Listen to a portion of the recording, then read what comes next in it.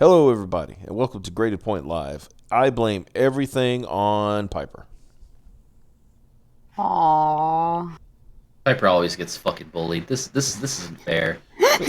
What do you mean isn't fair? You started.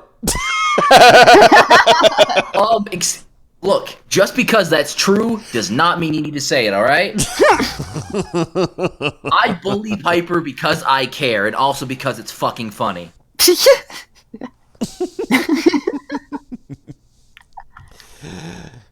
When did we start playing sports? Holy sh! Can't do that. Wayne and I are way too fucking fat, unless the sport is sumo. We could do that, maybe. It's a lot of endurance to be a sumo wrestler, though. So. Yeah, I mean that's true. Gotta have a lot of caloric intake to get all that energy going. So who is reading tonight? Oh, we have a packed show for you. All the reading will occur, my friend. Yes. Message from our sponsor. Mm-hmm. He's fat. Yep. This show is brought to you by Scott Steiner.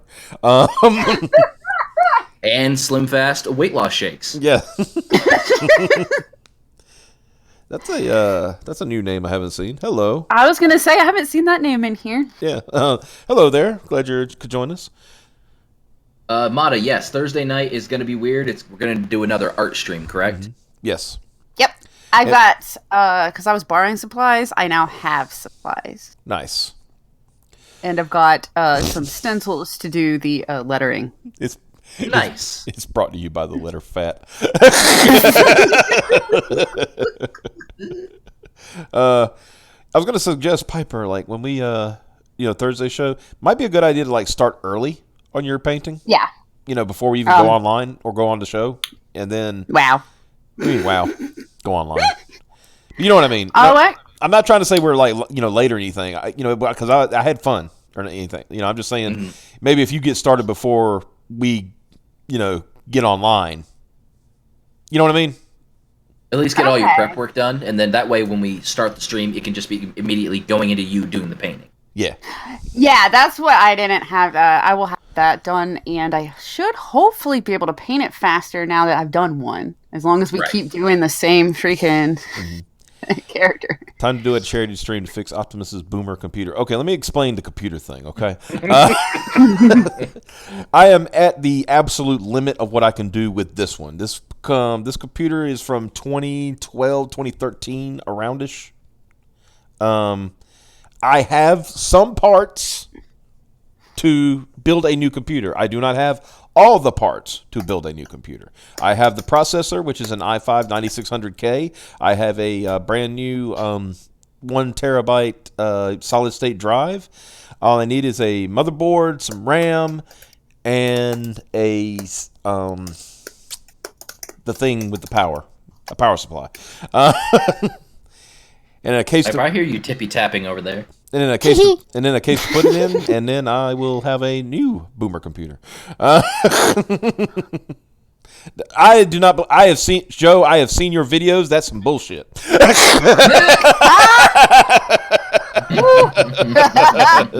Don't give me that shit. Piper, you're telling people to bully the wrong person. Oh wait, no, I'm not. Oh, you're telling Caleb to bully Cab. Okay. Yeah. What did you? I thought you were telling people to bully Caleb. I'm like, he ain't even part of the fucking show. No. Now, to be fair, Caleb was on our special edition Christmas episode. Oh, that's true. He was. Yep. So it was like literally, it was so funny because like nobody was around. I said, talked to a few people and said, Caleb, you want to be on the show? I don't know anything about comic books. Good enough. We should have said neither do we. Exactly. Actually, before we go into tonight's show, would you be okay with me telling a little story? Sure. So, I'm sort of a comic book person, but not nearly as much as Wayne or probably even Piper. Like, I read comics as a kid, but I was more into anime and video games. The old host, Jason, literally brought me on to Graded Point 5 back when it was still a podcast called Back Issues. Literally because he was like, well, here's a way for you to get more comics in your diet. Because I was like, I don't know. Like, I read Deadpool sometimes. I've read a couple DC comics. I don't care that much about comics, whatever. But I'd like to read some shit. Mm-hmm. So I'm literally probably the least versed in the world of comics of all the people here. I think literally I got a hash of the project mostly because I'm analytical and autistic as fuck. Pretty sure that's all it was. So yeah, that's it. Like comic book person, oh wow, you must be suffering these past 3 to 4 years. Like I've never ever since my youth, I haven't been big into I'll buy a trade. Maybe a couple months I'll buy a trade or something like that. Because I'm just I don't have enough patience and stuff to go get singles anymore. I don't even buy trades anymore. I did.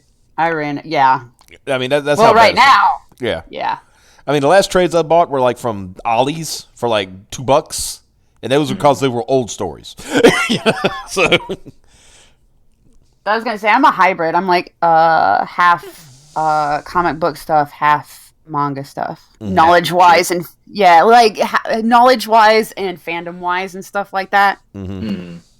Well, it's just by the way, guys, if you haven't seen my video from today, go check it out. The video I did today about the media complaining about X-Men number 17, where they were trying to talk about transgender representation, which I don't think that's what the author was going for. I just think he happened to use similar wording, but didn't necessarily mean talking about transgendered people, right?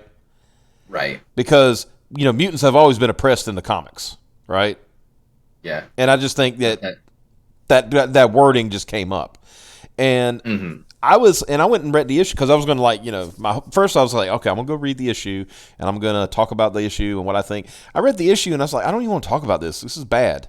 And it not in bad that it was, anything I didn't like. It was a bad story. It was a bad book, Right. It was kind of boring. Yeah. Like Peter Samedi announced 80-page Giants for $4.99 coming soon. See, there you go. That's a good price for 80 fucking pages. Yeah. That's not bad at all. Mm-hmm. Muties, you mean darn muties. Exactly. It's like I've been following tabletop war games before Optimus was born. What are you? I'm going to be 40 next month. What the? What are you, 85? What's going on here? Probably. I love you, Joe. I like to dunk on somebody. I don't get that opportunity very often. I got dunked on before the show started. Fucking Wait, who was dunking on you? Cab called me bald. Remember? Oh, that's right. You will never recover. Yeah, he's like, because he's having problems with his shoulder, and I says, well, as long as you don't do what I did, you'll be fine. He said, go bald. I'm like, damn. Ooh, Jesus. You might need to go to the fucking hospital. I think that's a critical hit. Mm-hmm. Fuck. It's I got burned so hard. Fuck. Wow, I think Joe needs either a Daddy's Leaky's mug or a Coochie. Jesus, what the fuck cup. do you need? He needs he probably needs both. He needs a 2-fist that shit. Yeah. And yeah, then the concept for the Daddy's Leaky's cup is coming along really. Jordan, you did the Coochie cup. I did Coochie cup. I think Cab did Bucci cup. It was either Cab or Caleb one. I can't remember one. Yeah, it's one of those two homosexuals. And then I saw this weekend Scrump using Bucci cup in some of his edits. I'm like, okay, Caleb did the Bucci. Okay, so okay, so awesome. Scrump is a meme stealing terrorist, and I'm gonna have to have some words with him. Yeah. Okay. Oh, that just changed the game. I love Twitter now. Just kidding. But why will they not give us a fucking edit button? They can do all this stuff. Much better. They can do all this They stuff. do all this complex shit, but they can't give us an edit button. Bullshit. They can't give us an edit button. Yeah. Tomfoolery. Nonsense and tomfoolery. But yeah, so I guess we get on with our topics for tonight. Yeah, I guess we could do that. Yeah, so let's start with the Earthworm Gym news. There's two pieces of Earthworm Gym news that does come out the gate in the last week. The first is that there's going to be a new Earthworm Jim video game. The bad news about that is you have to buy the new Intellivision system, which I think that's going to go over like a lead brick. But the good thing is if the game, since they have the rights to the game and stuff, they should be able to release it on something other than that if that doesn't work out. Right. So it's not all is lost. But on top of that, Doug TenNapel is also going to be writing an origin story for Earthworm Jim in comic book form that will be going on Indiegogo soon. So he's finally back to writing Earthworm Jim, a character that he created. So that's cool. But that's besides the point.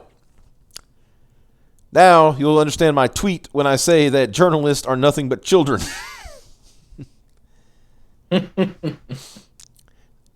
The title of this article: Journalist Chris Scullion doesn't want Doug TenNapel involved in upcoming Earthworm Jim game. The character that he created. Yeah, I like how that's in quotations right there. Mm-hmm. It's a nice touch. I mean, it's honestly true. Because objectivity, how did that work?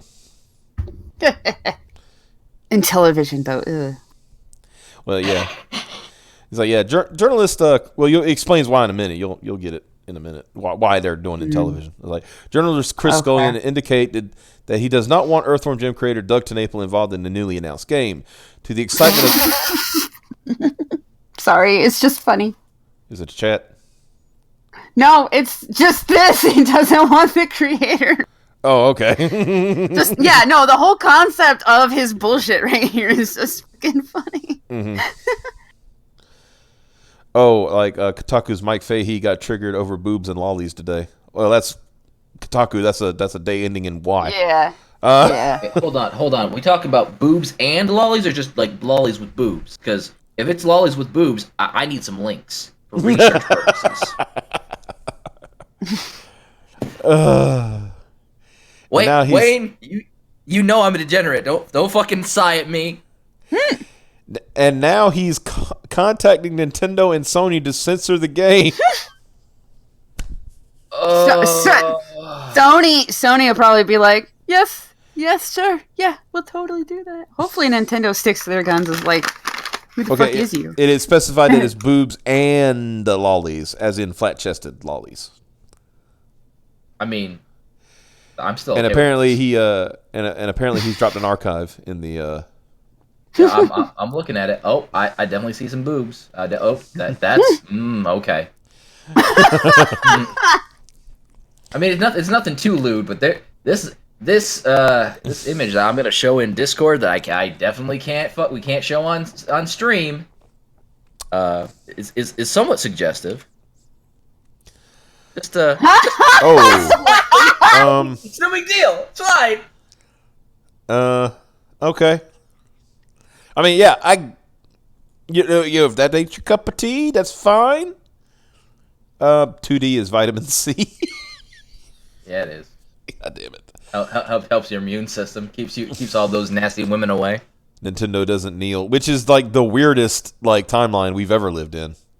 Right? Yeah, what the fuck did that happen? Right. Right? Nintendo used to be fucking squeaky clean. Like they were like, no, we gotta be family friendly, and they're like, hey, you want your big titty anime games? We got them on the fucking Switch. You can fucking play that shit in public. You want to be a degenerate? Fucking do it. Who cares? Do it, nerd. Like Iwata passed, and then Reggie retired, and then it's like literally like Bowser becomes the head of Nintendo America. And it's like, yeah, let all the big titties. Who cares, right? I mean, the guy's name is Doug Bowser. I'm just like. we expect some tomfoolery. Okay. To the excitement of many fans. We already did that part, didn't we? Did we? No, we didn't that part. To the excitement of many fans, Intellivision Entertainment CEO Tommy Tallarico announced that Earthworm Jim was coming back. In fact, he revealed the original team would be returning. The original team consists of Doug TenNapel, Dave Perry, Mike Dietz, Nick Broody, and of course, Tom Tallarico. The news comes as part of the 25th anniversary celebration of the franchise. Tallarico made the announcement via Twitter and Facebook. See, I didn't know that Tellerico was involved with I knew he was involved with like Earthworm Jim. I didn't know he was like the CEO of Intellivision now, but that's cool. So Earthworm Jim is back. The entire original team will be exclusive on the Intellivision Amico. I think that's the. It sounds like it's just going to be an Android-based system, isn't it? The fuck is that? It's basically going to be a system that's like preloaded with games, and you can like put more games on it and stuff. It's not going to be like a. It's not going to be on the level of like a PS4 or Xbox One or anything like that. Piper, it's basically going to be an Ouya. Yeah, but that's what I'm getting at. With some actual marketing behind it. Yeah. Well, they better have more than Earthworm Jim going for it because for some people that might be enough. I mean, depending on price. For me, it's not. Well, yeah. I mean, it wouldn't be for me either, but I think there are some people who would be like, Earthworm Jim console, yeah, I'll take that. Well, you're talking about a guy, one of the comments here says that they literally bought the Genesis just for Earthworm Jim. And that's the only game they ever owned on the Genesis. Damn. So. Yeah. Well, most people are excited about the process of the return of a well-remembered and beloved franchise. Chris Scullion, who has written for, all right, here comes the rundown, Nintendo Magazine UK, Vice, Nintendo Life, and Polygon, was not pleased that Doug TenNapel would be attached to the new game. On Tellerico's Facebook announcement, Scullion noted that he would find it hard to support TenNapel and even indicated that it would be, quote, trickier for me to review this one if Doug is involved. So he's basically saying that he's not going to give it a good review because Doug TenNapel's involved. Because Worm Man bad. Yep.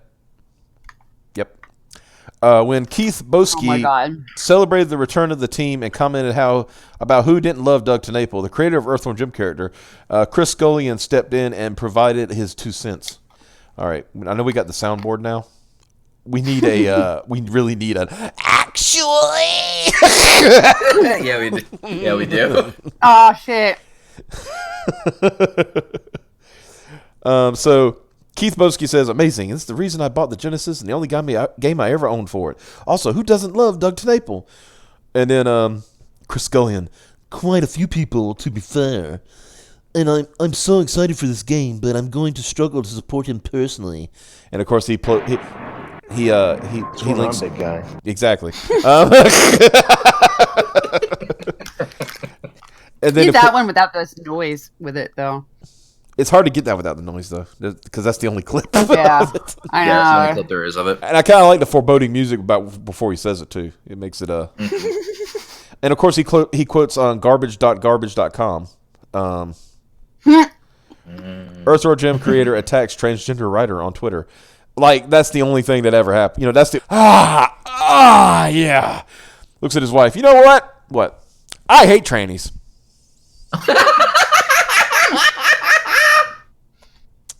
You know what? Mm-hmm. Doug and I have something in common. Whoa. I get up in the morning, have a nice cup of coffee, and I go, all right, time to do some bullying. Mm-hmm. But I just like, I just, so silly shit. So the article that Chris Scullion is referring to is from a Twitter exchange between Doug and Kotaku writer Heather Alexandra in 2017. Well, already they're a Kotaku writer, so they're already not a human. Yeah, that's true. During their back and forth, Doug referred to Heather, who is transgender, as a, quote, good man. Like, okay, this shit's really fucking spicy, but at the same time, I can't be mad at it. It's fucking great. Yeah. Just Heather, you're a good man and entitled to your opinion. If you ever want to go into why we created the way we did back in the 90s, let's chat. That's fucking amazing. Mm-hmm. I like the. I can't. The chat is pretty much on our side. It's like, this is totally going to be clipped and taken out of context. Doug loves trolling NPCs. Who doesn't love trolling NPCs? Well, Heather is well, I can't say that. But to not add spice to the thing, when people watch the replay, you can look in the chat and see what was said. Tommy attempted to keep the conversation from being derailed. Now, I'm giving Tommy Tellerico all the credit in the world. This was a total shoot down. Mm-hmm. This is Tommy Tellerico. He took his dick out and put it on the desk and said, "Look, let me tell you how it is." Okay, so he goes, respects everyone's opinions. Yeah. I'll just read his thing instead of having a thing. It's like, I totally respect everyone's right to decide whatever the heck they want. No worries. The reality is, if we do the game with Doug, some people may get upset. If we did the game without Doug, other people would be upset. So it's a no-win situation no matter what, as it's absolutely impossible in this day and age to please everyone. But it's very important to know that although Doug was the creator of the actual character, it was the entire team of 10 of us who created the experience that everyone knows and loves. A complete team effort with no one having... the logistics of how they're handling, because of course every game has got to get bigger and bigger and bigger. So you have these like 200 person teams, but you have like 50 of those people just dedicated to making the open world not fucking break. Right. So that's it's kind of like, whereas like you have quick aside, it's kind of like last night I found out that I did not know this, that there was a Knight Rider game in like 2002 on the PS2. Really? Yeah. Oh, okay. It was like on the PS2, and well, it's funny because it had a long play of it. And I was like, I'm not going to watch this whole thing. I just wanted to see how it looked. It looked terrible, right? it looked like hot garbage. And the guy who made the game, the guy who was like a part of the team, he's like, he comes into the comments on the video I'm watching. He's like, "Hey, I just want to let you guys know that I made the team. I helped make this game. And by the way, yeah, it does suck." And he said, like, but, said they were excited to get the license, and then they told him, all right, get it out in 6 months. He's like, yeah, that's a little bit of a hard sell there. Yeah, Knight Rider really needs a game that has like a fucking Grand Theft Auto style engine. That's when Chris responded, stating that it may be trickier for me to review this one if Doug is involved. He basically implies that he will give the game a bad review or cover it in a negative fashion no matter how good the game is, because TNAPL is attached to the game and has different ideas than he does. Well, it's good that it came out and said that so everybody knows ahead of time to, Yeah, okay, I'll just like look up who you write for, and then I'm going to ignore your opinion. Right? Yeah. Like, okay, well, this isn't a genuine review. We know that right off the bat. Granted, I know that most reviews for video games are opinions. I'm not, not saying there aren't. But well, yeah, but if you're giving it a bad review because you don't like somebody and not because it was actually not fun or whatever, and you need to come in with some objective, objective opinion. Like you come in like being as objective as possible. It's kind of like, yeah, it's like last week. Our friend Turbo decided that was a good idea to mention me in a tweet about IGN's review of God Hand. Now, if you really want to see me get salty, you just mention IGN's review of God Hand to me. Especially when the writer of said review goes on fucking the IGN forums and talks about how shitty it was and this, that, and the other. But then when people probe him about it, you basically find out, even though he won't outwardly say it, he never played the fucking game. Oh, yeah. That's right. And you just need to accept that God Hand is not that good. I think you need to take a 2x4 to the fucking face is what you... Is he fired? Who knows? It's IGN. I meant Jordan, but okay. It's IGN. Who cares? Wayne can't fire me, Piper. Then I would lose the only minority I have on the show.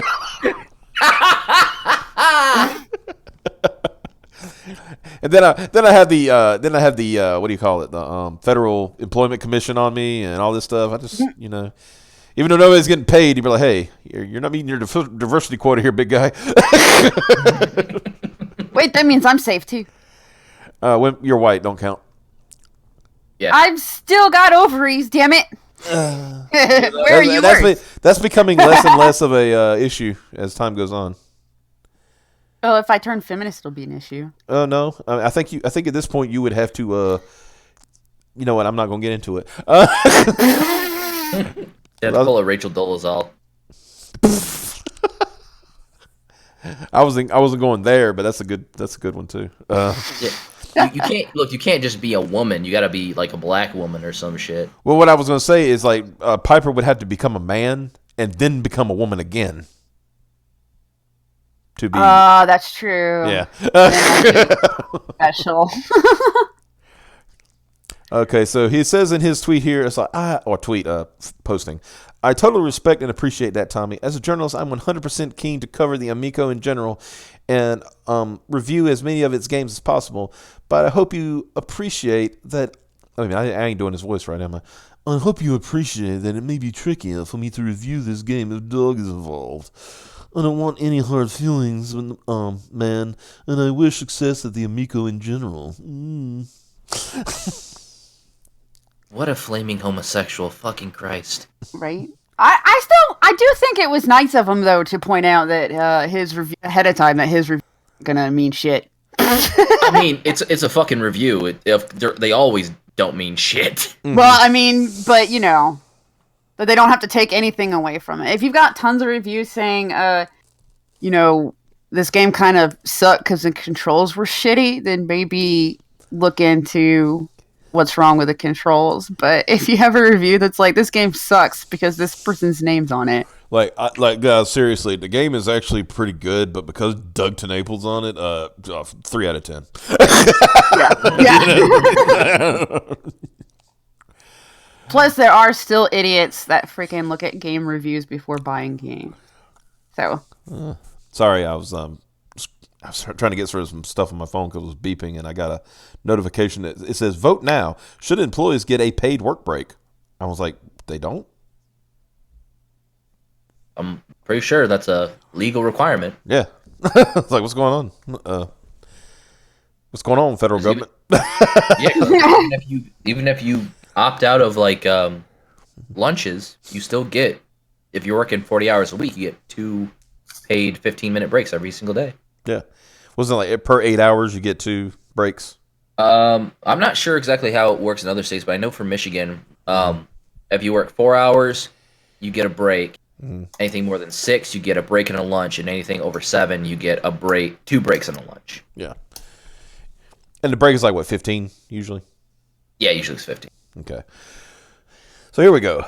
Chris Zarek called Scullion out on his implied threat, indicating that if your review is based if your review is biased because of anyone involved, that you shouldn't be a reviewer. Yep. exactly. Sarek's word echo the Society of Professional Journalists and their ethics code, which states, "Oh wow, I haven't heard that in a long time." Which states something that the Society of Professional Journalists points out in their ethics code. They state, even advocacy and commentary has an obligation to be accurate, and it needs to be identified so the public doesn't confuse it with what should be an impartial, accurate approach to the events of the day. Sarek pointed out that being a journalist means you're supposed to be able to put your personal differences aside and cover the story fair, aka Journalism 101. I'm assuming they stopped teaching that at some point, though. Though they teach it, it's just ignored. Okay. If your review is biased because anyone involved, you shouldn't be a reviewer. Base your review on the merits of the game, not the people who created it. It's Journalism 101. Scullion quickly retorted that he'd been doing his job for 13 years without an issue thus far. With respect, I've been reviewing games professionally for 13 years and never had an issue. How come I've never? I'm guessing that means that nobody's. Yeah, right. There's that, and maybe nobody. Everybody's ignored him, so nobody bothered to call him out on doing it wrong. Like. The back and forth between Zarek and Scullion began to involve James Gunn and his numerous tweets and blog posts referencing pedophilia. That's when Tommy tried to smooth things over when he asked Scullion to view. Scullion's view would change if TenNaples was not making any money from the game, but rather just getting together to come up with ideas. So Tommy says, to keep the respectful discussion going, that would be assuming that Doug was making money off the game. Maybe that isn't the case at all. Maybe we're all getting together to come up with ideas, and only some of us will be making the actual product. Just curious as to whether or not that would change your view. Is it just the fact that Doug would be making money? Again, super respectful and honest questions. Thanks. Sarzik was buying that argument and noted, but whether he was making money or not, as a journalist, you report the facts about the game and leave the bias at the door. He's right. And here's his actual quote. But whether he makes money or not, as a journalist, you report the facts about the game and leave the bias at the door. If you can't report on the game without letting your opinion of Doug affect your opinion, then you simply recuse yourself from the entire story. I'm not saying that you can't have your beliefs or opinions. I'm saying that you should never influence your reporting as a journalist. Yep. That's true. Scully responded, oh, you know what? I'll just read his tweet. With respect, my friend, please stop telling me how to do my job.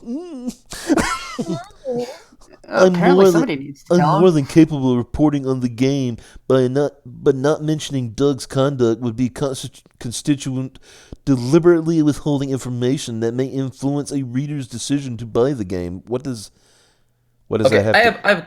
I was gonna say, if somebody's not gonna buy the game because Doug made fun of a tranny once, that has nothing to do with the game. No. Yeah. Doug TenNapel saying, "Hello, madam, who is actually a man. You're a good sir who can have his fucking opinion." That has nothing to do with the fucking video game, unless Earthworm Jim makes fun of trannies in the fucking game. It has nothing to do with the game. Right. Yeah. Although that would be fucking hilarious. And here's where the as I call it, the cuckoldry comes in. Jesus. Seeing that the conversation wasn't going his way, Chris Scullion opted to request that he and Tommy Tallarico take their discussion to email instead. To be honest, that's the main element. I have nothing but respect for the rest of the team, and if they were making the game without him, I'd support it 100%. But you're a journalist. Your support doesn't matter. Yeah. Yeah. In all honesty, that's the problem. See, he thinks he's an influencer and not a journalist. That's the thing. He wants to be a journalist, but he's actually an influencer. That's what he is. That's what he should just label himself. In fact, if 99% of these fucking websites, instead of calling themselves journalists, would call themselves influencers, there would be a drastic change. Or bloggers, yeah. I mean, blogger, influencer, about the same thing when you get down to it. Yeah. But if you just... Go ahead. If you just stop calling yourselves journalists, because then you have to be held to a certain level of integrity. That's like whenever I write something for Super Nerdland or Grade 0.5, I don't call myself a fucking journalist. Mm-hmm. I don't call myself anything. I just write autistic, fucking walls of text, and I go, here you go. And the most you would say you were a commentator. Yeah, because that's really all I am. I'm just I see things. I'm like, here's my opinion. I write opinion pieces. That's all I fucking write. Yeah. Yeah. It's a good way to avoid a lot of these issues, because if you are trying to call yourself a journalist, you do have to set yourself up in such a way where you can be unbiased. Because this guy, Chris Scullion. Yeah. If he were to just say, I write opinion pieces on games, it wouldn't fucking matter that he hates Doug TenNapel. You could write a several page article about how much you fucking hate Doug TenNapel because of his opinions and how you feel that makes any game that he's affiliated with a worse product. Mm-hmm. That's fine, because that's an opinion piece. But if you're gonna fucking pass yourself off as a journalist, be a fucking journalist, and if you can't be unbiased, recuse yourself and just fuck off. Right. Don't call yourself a journalist, and don't do like the fucking what Rich Johnston does. And he's a journalist when it's convenient, and then he's not a journalist when he gets called out. Yeah, Then he's just But anyway, should I consider you reading his uppity voice? I like doing that. I mean, you can, yeah. But okay. I mean, shit, man, it's your show. Yeah. But I appreciate it's difficult to make an Earthworm Jim game without its creator involved. I'm more than happy to discuss it more off the record if you have free time. Feel free to email me at cuckold@cuck.cock if you'd like. I'm pretty sure that's his email address, to be honest. Probably. That sounds right. Would be good to chat in a general way. My site recently underwent a revamp and now is mainly retro focused, so it'd be good to chat about potential Amico coverage nearer launch. It's like now it sounds like he's trying to buy coverage. Like, Yeah. if you talk to me in private, maybe we can talk about, I can give you some good press. Yeah. That's what I'm hearing. It didn't end for Chris Scullion and Zarek, excuse me. Zarek pointed out that Doug's personal views had no bearing on the game quality, and this politically correct snowflake-led world, everyone is offended by something. Just play the games or don't. Stop crucifying others because you don't believe in what you believe. And there's his wall of text. I don't think I need to read all that, do I? Please no. Okay. The conversation between the two continued, with both of them echoing the previous points. It seemed to have finally concluded when Zarek noting that Scullion had blocked him on Facebook. However, before Scullion allegedly blocked him, he didn't indicate the game review is, quote, personal opinion. Bullshit. It is a personal opinion. You're supposed to rate it on a basis of does it work? Objectivity. It needs to be an objectivity. It's not it's a personal opinion. Fun? Yeah.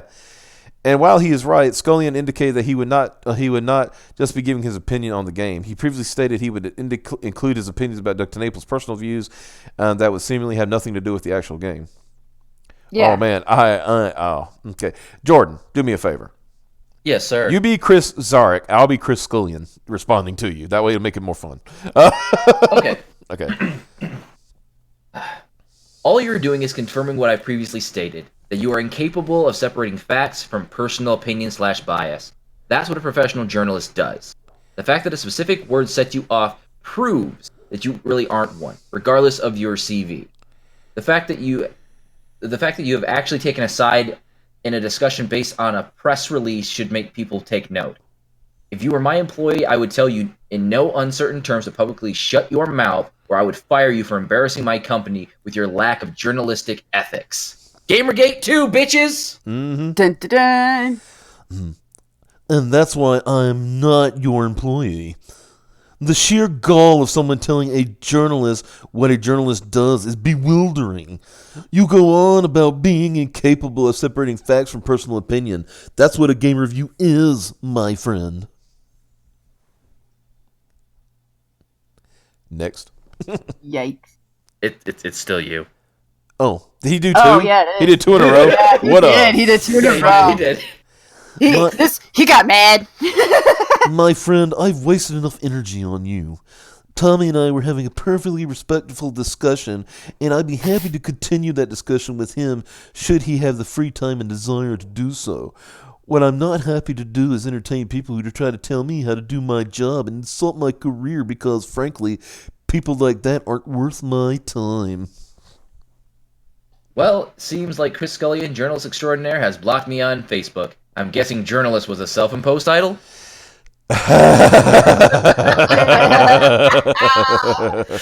Ooh, Lordy. Tenaple caught wind of the conversation, indicated he would be open to having Scullion on his show. He also noted that Scullion has, quote, never once contacted me for a simple fact check. Oops. Whoopsie. Because nobody could tell him how to do his job. Right. Tenaple also indicated that Earthworm Jim developers will not cave under pressure.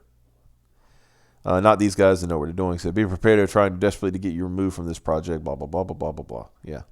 So yeah, that's the. Because the head of the team, he already said he's like we want to have the full team, and that includes Doug, even if it's going to piss some people off. Right. Yeah. Yeah. I mean, what are good things? What is he good at? He's good at creating characters, and he's good at storytelling. Right. Yeah. Mm-hmm. And of course the art. So. Yes. Why wouldn't you want him there?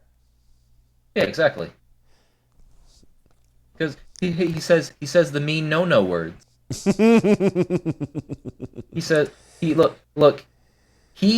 He called a ma'am a sir. That's you cannot do that in current year plus 4, 5, 10. I don't fucking even know. Yeah, you just can't do it. It's like there was a weird tendency how speedrunners console hacking scene all became trans. This is true. The speedrunning thing is weird. You know, I can tell you exactly why they did it. Okay. Because the thing is, you got to think about aerodynamics. Mm-hmm. And if you got the peep there, if you got the peepee there, you fucking it adds some drag. So if you chop it off, you can bounce around quicker. I'm not sure how that applies to video games, but fuck it. There has to be some method to the madness, right? Yeah. Okay. Or maybe just all speedrunners are fucking insane, and it just leads to certain things.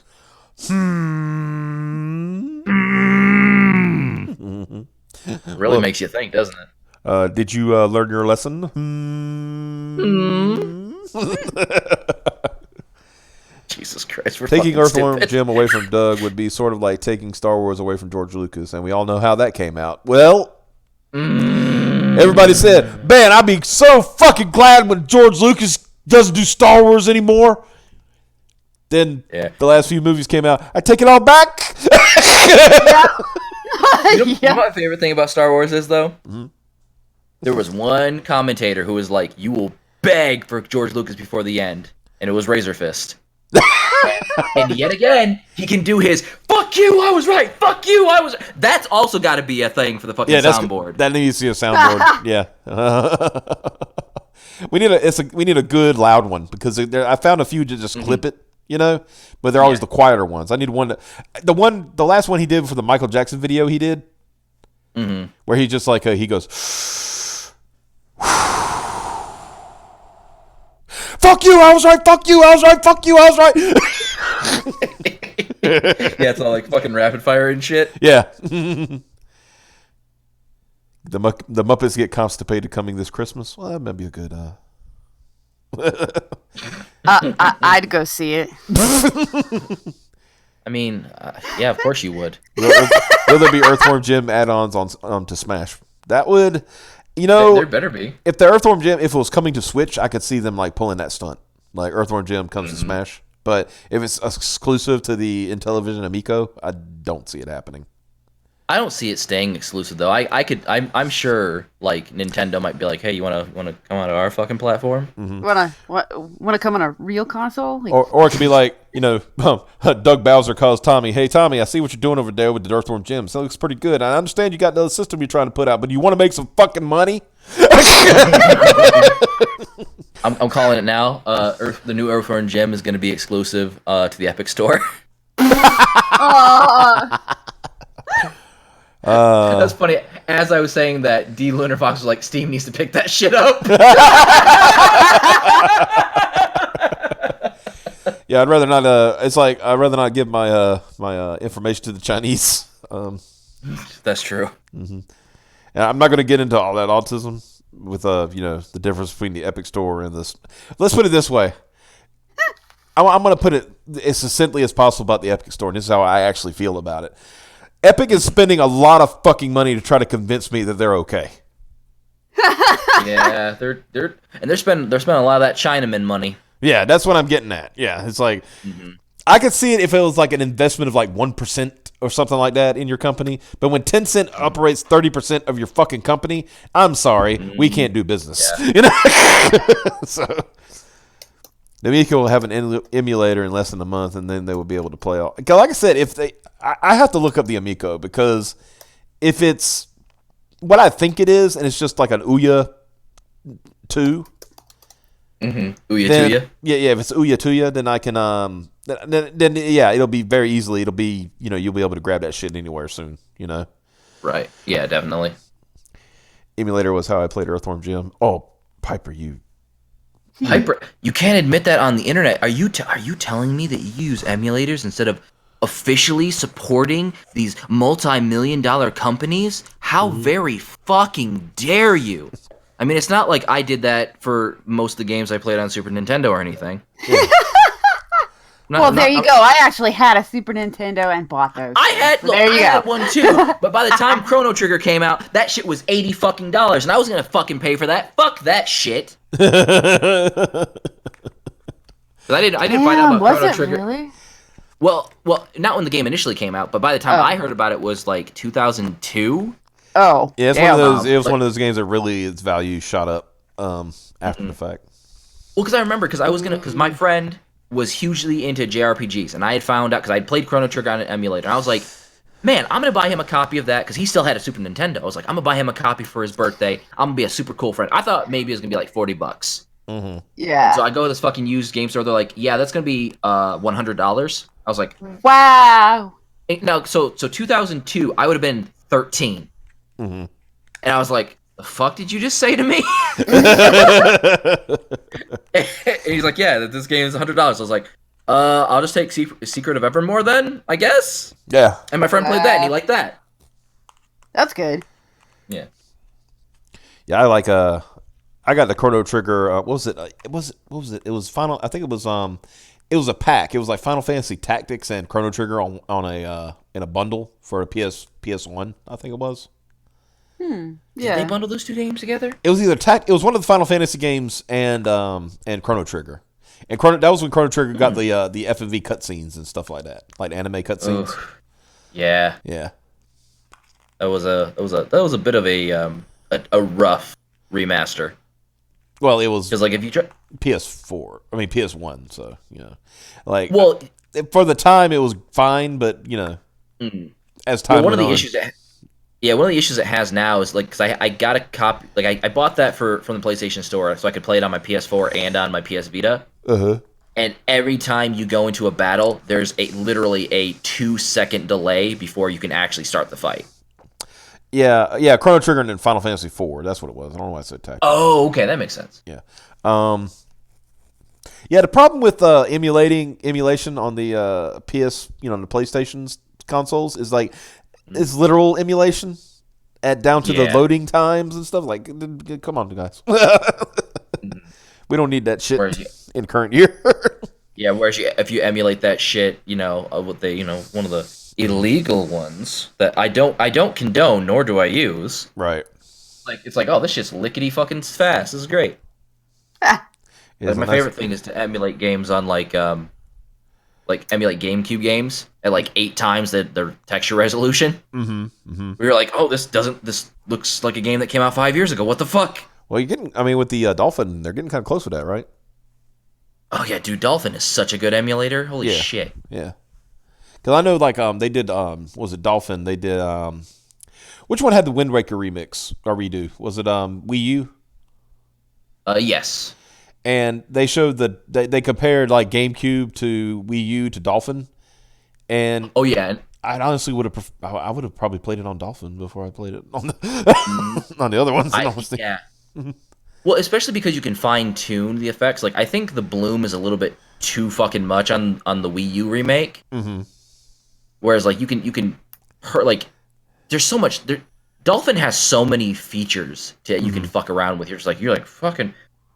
It's stuff that you think you wouldn't need, but knowing that you have it, you're just like, oh, this is fucking great. Mm-hmm. And plus, the Dolphin's always coming out with new features and stuff too. So, and eventually, I think Dolphin can now run Wii U games now. Yeah, it can't do it at 60. It can't do it at 60 frames, but right. It does it at 30. That's not. Cab wouldn't play it because he's an elitist.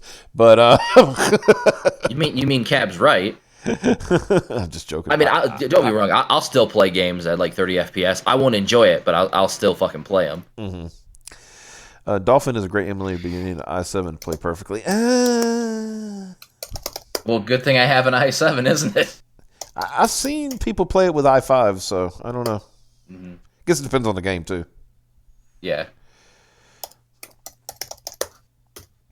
No, Dolphin only runs GameCube, Wii, and Wii U games. Yeah, it ain't. Yeah, well, I said Wii U. Yeah. Yeah. So that's like I guess you could say, because when you really get down to it, the Switch is more. It's less of a new generation. It's more of a side generation to the Wii U. It's just like it took everything about the Wii U and condensed it. And that's fine. It's graphically it's a little bit better, but yeah. Oh yeah, because it's got the NVIDIA what do you call them? They're basically their internal, the chipset that it runs. Oh, here comes Diogo's fucking. He's got some fucking shade to be throwing. If you only play games at 60 FPS, you're a snob. Don't be a fucking casual. Get the fuck out of my face. I have lots of games that just don't want to use my... Okay. I have lots of games, just don't want to use my PS3 and PS2. Well, see, that's why you have one of them original 60 gigs of the PS3, so you can like play both on one. That's my elitist thing. I'm looking at my baby right now. Aren't you so pretty? I don't even think they have a decent PS3 emulator right now. I think like the last thing I saw that had any good headway was Persona 5 PC. Mm-hmm. The PS3 version of that was like 25 to 30 FPS. Mm-hmm. But I mean, if you have a powerful enough computer, PS2 is not really hard to emulate because PCSX2 is another very powerful emulator with a lot of like texture resolution settings and shit like that. Mm-hmm. Yeah, my PS3 is the one that actually had the actual PS2 chipset in it. Right, had the emotion chip. Yeah, it had the emotion chip, so it actually does full, true emulation. Essentially, it's almost like having a PS2, straight up. So, anyway, these are just comments. Say the journalist has been reviewing games for 13 years. Might as well quit now and become an SJW journalist, which is because I have a voice. I am a journalist. Wrong. It's pretty good. So let's talk about DMCAs and why they suck. Yeah, well, a bunch of bullshit. Mm-hmm. Anime News Network issues DMCA strike against YouTuber Hio regarding use of old Vic Mignogna interview. And also, chat, I apologize in advance for Wayne. He's gonna internally pronounce that name wrong. Just so you know. I don't. I've heard it pronounced like 5 different ways, so I just picked one. Right. I think technically, I think it is Hirohei. Because like if it was, because Hirohi would probably be HI, because like Hiei is spelled HIEI, but the suffix a comes from EI. EIO. Right. EIO. So I think technically it's Hirohei, but I'm just gonna rib you like if you pronounce it wrong. So it'll be fine. I don't think. Honestly, the chat doesn't know how to pronounce it either, so it doesn't matter. Yeah, I mean, Chad doesn't know how to do it. Chad doesn't know how to do nothing. But yeah. So, in response to Anime News Network filing a copyright DMCA strike against his channel, anime YouTuber Hiho has now hired attorney Nick Rekieta to represent him in his appeal against the strike. Oh shit! Yeah.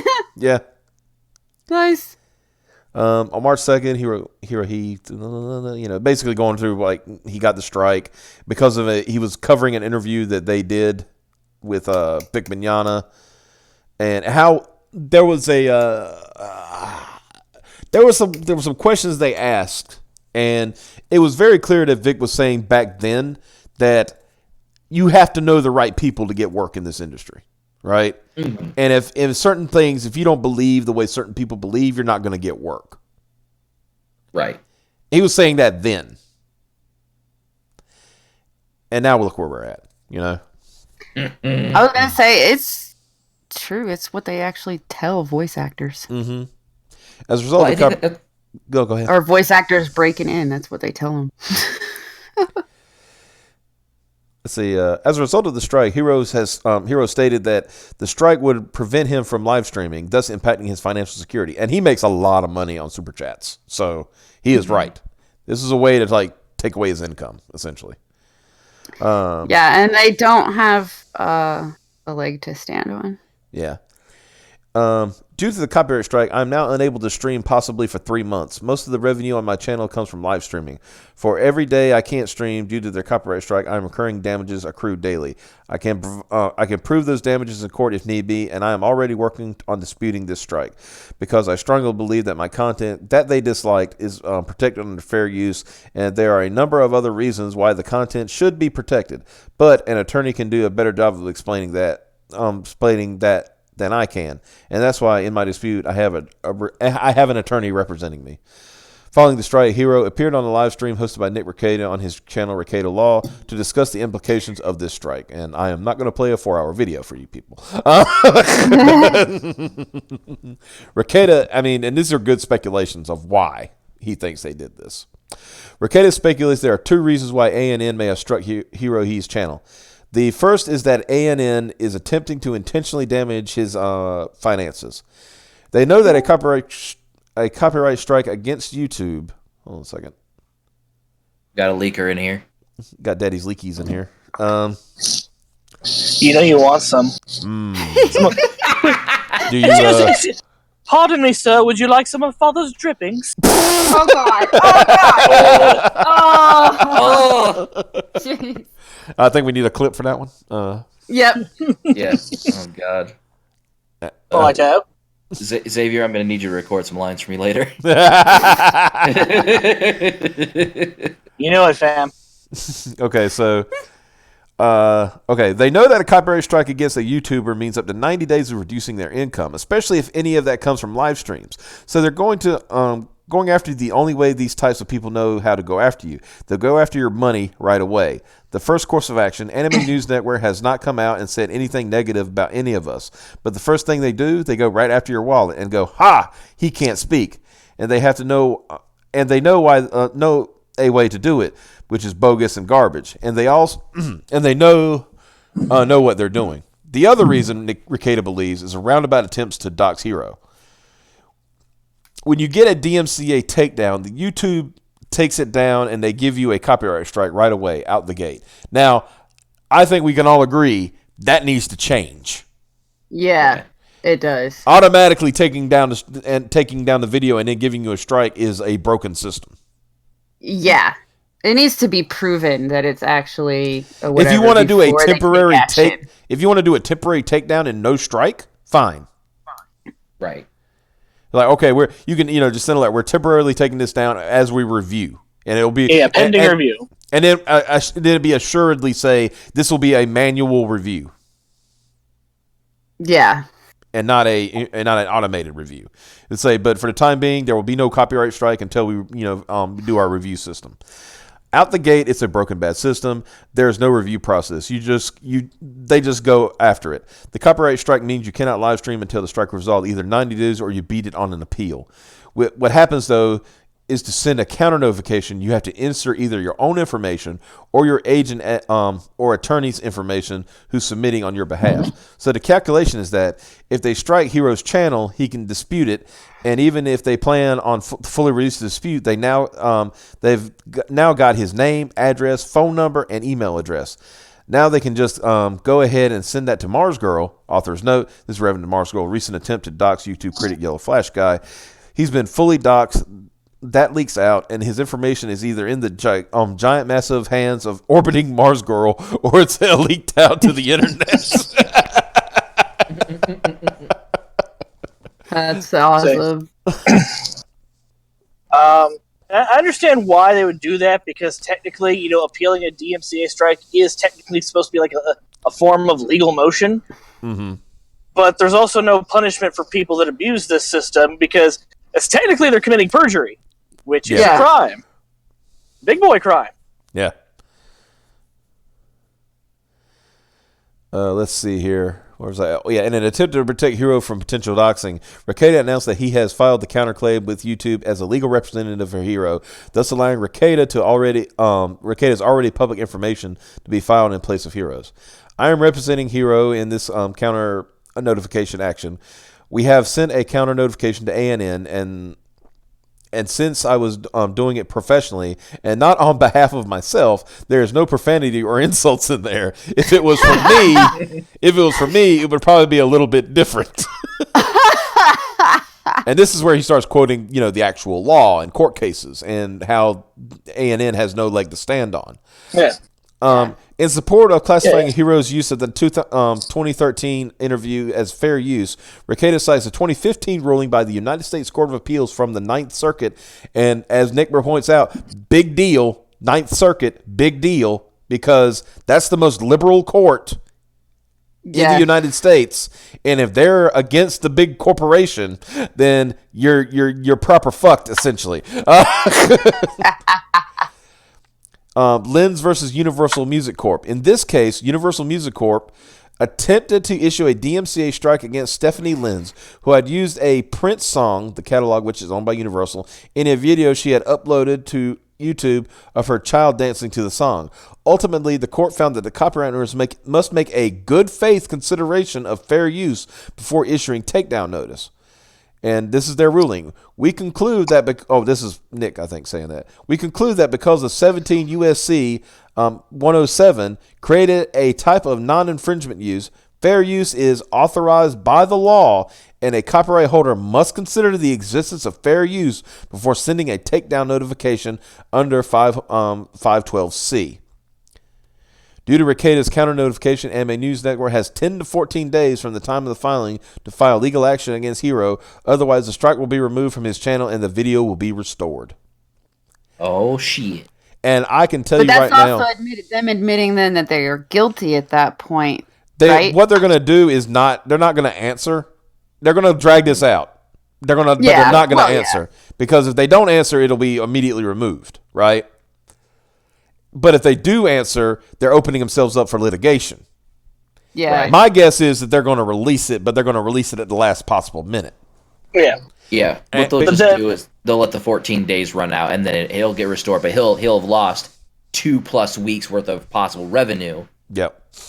And that freaking strike, those stupid things stay there just for somebody. No, it says here. It says the strike will be removed. The strike will be removed. Yeah, it'll reset him to 0 essentially. Yeah. Yeah. If you do a counterclaim and the person who filed the initial claim does not take it to litigation, then your video comes back and the strike gets removed from your channel. Mm-hmm. All right. Devil's advocate. They play the long game, drag this out, and Hiro Hayes still litigates against them for all that lost revenue. Because it doesn't matter that they let it go, still lost revenue. That still damages him. Yeah, because technically they still lied about... Mm-hmm. He could have a case. He can. He has a case. He has a case to do that. And as Nick said on his stream, which was, I don't know if anybody here heard it, but I heard him very clearly say that in the other case, the Universal case that he mentioned, that not only did Universal have to pay the person, but they also had to pay the lawyer fees for that person. Yeah. And as Nick pointed out, he says, now I'm not that, I have to brush up on my copyright law, and that's going to take me hours and hours, maybe even days to to brush 20, up on it. 40, 60, 80. Yeah. Putting bills on the table. I'll tell you when to stop. Yeah. He said, exactly. He said, so my fees will be exorbitant. And honestly, them not replying would still kind of be an admission of guilt, too. Yeah, because of them not pushing it. It would basically mean they did it frivolously. I mean, it's clear case that he did it frivolously because the guy who did it, the owner of A&N, bragged about it on Twitter. Oh wow, he's screwed. Wow. Yeah. He's like, I issued a DMCA claim against a YouTuber. Can't wait to see him complain about it. Wow. Way to go, idiot. And then Nick Rekieta quote tweeted him. He says, "Are you sure you want to make this flex?" Exactly. Wow. Yeah, I hope that he goes after him because they will lose. If anything, go ahead. Something like this has been a long time coming. Yeah, it's just having somebody that's versed enough with the internet and YouTube to actually take this case and be affordable. It's just one of those things that has needed to happen for a long time. Somebody needs to pay for being a fucking shit heel on YouTube. Mm-hmm.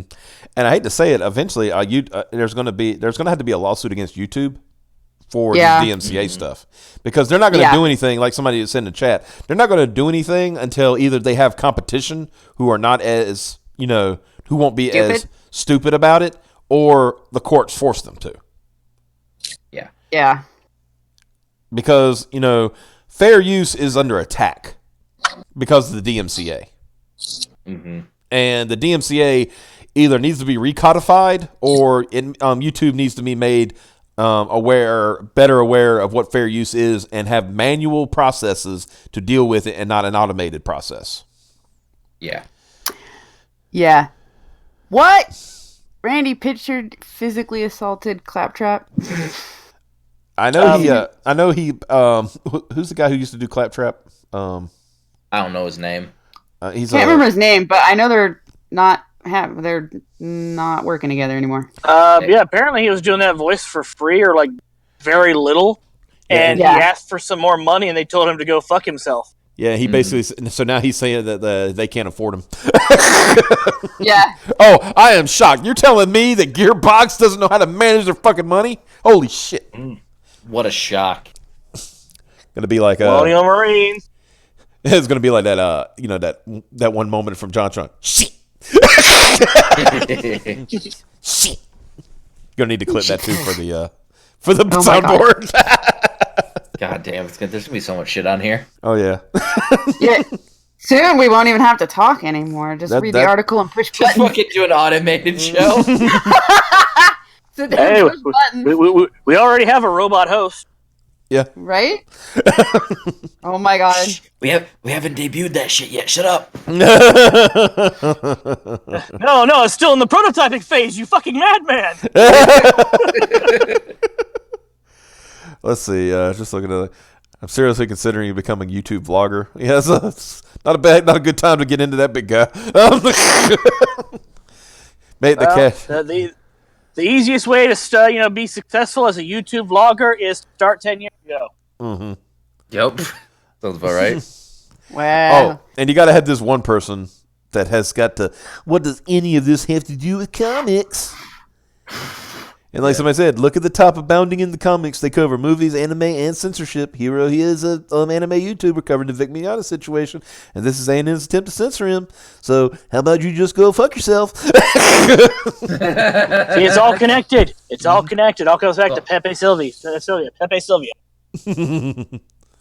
Xavier's having a fucking stroke. Jesus. Yeah, what the fuck was that? Well, some of those weren't even fucking words. He'll be all right. You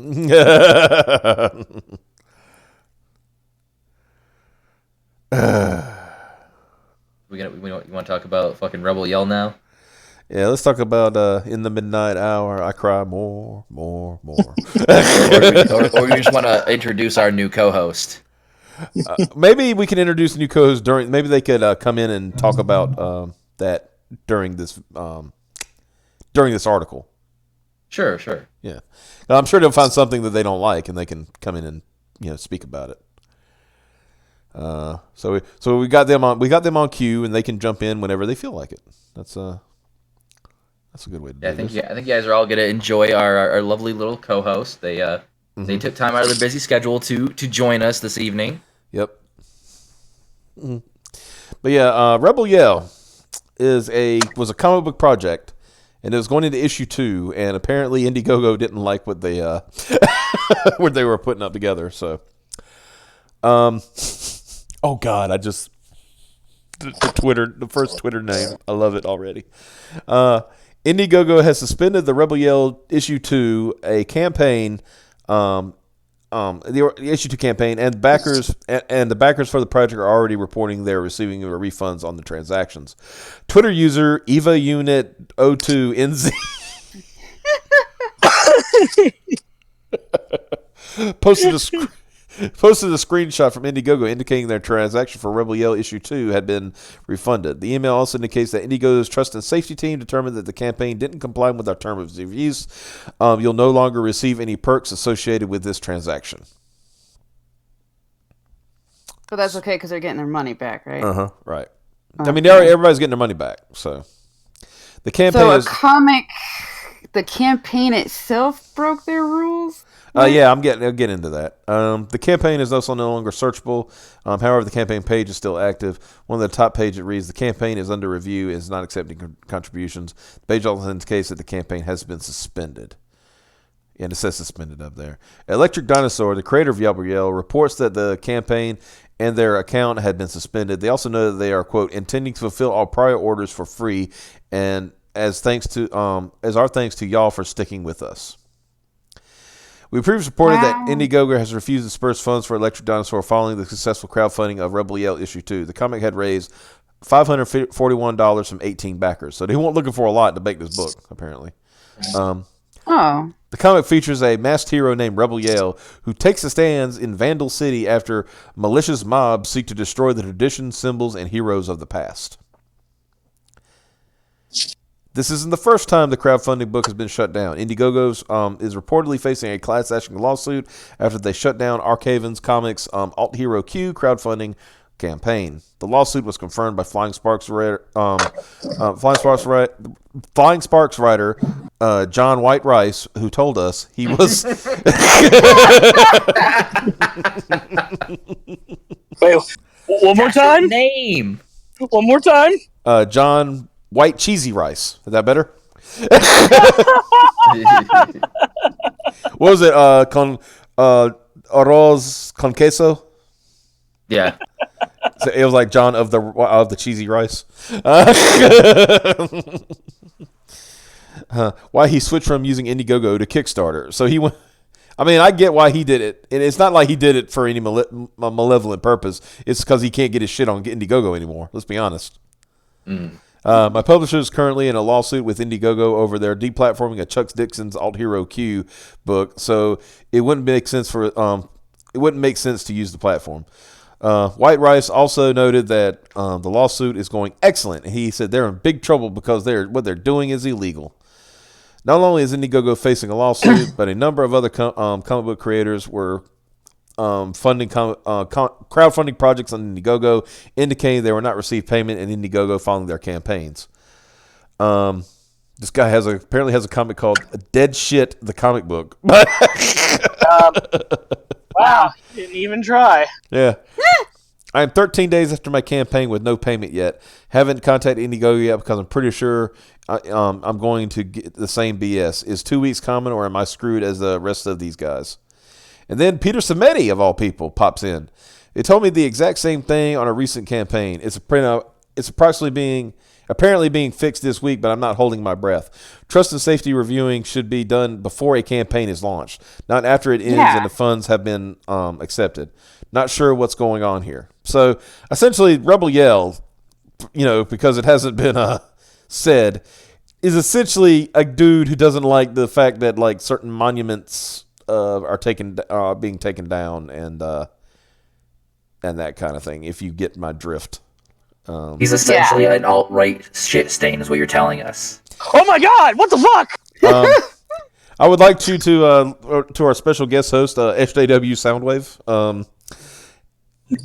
You guys are all fucking bigots. I ain't gonna tolerate this shit. I'm here to shut it down. All the way here from Cybertron. Yeah. We appreciate you coming in and giving your opinion, as wrong as it may be. Excuse me, are you trying to tell me that my opinion is, look, you are a cis white male oppressor? I will not stand for this. How very dare you? Who do you think you are? Apparently, this is Optimus's cousin. Yes, very correct. How is your wife's son? May I ask, Mr. or Mrs. SJW Soundwave? My wife's daughter. You mean going through transition as we speak? I hope that goes well. I'm sure you do. Okay. Tell us your tale. Yeah. Where did you come from? How did you get here? And when are you going back? God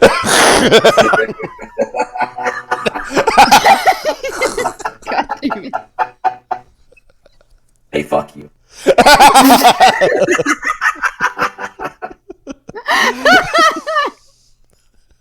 This is going to be the bad thing about doing bits on this show because we can't, keep it together long enough. It's Jesus fucking Christ. Anyway. And is Steve Perry among you? Yeah. Shipping.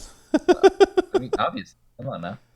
That was pretty funny. It worked out for until we lost our shit. We fucking lost our shit. So yeah, what are our thoughts about this thing? I mean, it's to me, it's just kind of dumb. Like, sure, Indiegogo might not like the campaign, but they're not supposed to be the arbiters of fucking morality. They're just supposed to be a way for people to support a specific product or project that they want to support. So I take issue with that because, I mean, it's an issue we find with many of these payment processors. It's happening with Indiegogo. I'm not sure if it's going with Kickstarter, but it's probably going to eventually. Already happened with Patreon, where they're being moral arbiters. Like, that's not their fucking job. Like, you're literally just the middleman between the person making the shit and the person consuming the shit. Just be that person. Don't try to fucking, shut shit down because oy vey, the goyim know. Yeah, right. Shut the fuck up, take our money, and do our bidding. Yeah. Do our bidding. What was it? That was like a Mega Hat Man at the vape store. Shop. At the vape shop. Yeah, he's all like, he's like, now take my money, now do my bidding. Capitalism wins. Fuck you and fuck your capitalism. Like, I can get it. I get what I get what the guy's doing. He's taking a controversial subject and making a comic book out of it, which is fine. That's, I mean, if you don't like it, don't back it. Right. Imagine banks not giving your money because you're a conservative. See, I hate to say it, but that's where things are heading. It's not going to be payment. Happened. Yeah, it's not going to be just be payment processors. It's going to be actual banks. So it's like, I'll go open. I mean, it happened to Martina Makota, right? She had her bank account closed down. Far. Yeah, she had her bank closed down because she, had the wrong opinion. Her and somebody else, I can't remember, but at least two people I know of that banks have been to. Extreme lefties have actually forced MasterCard to do a vote with their shareholders to input some sort of human rights council where they terminate services with people they don't like.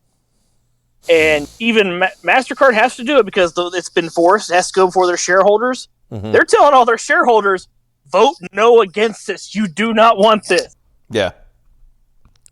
Because I know Visa has already started. If you want to kill your business, this is how to do it. I know Visa has already started getting into, we're not going to process payments for this people or this platform anymore. Things of that nature. MasterCard really doesn't want to go down that route. Yeah.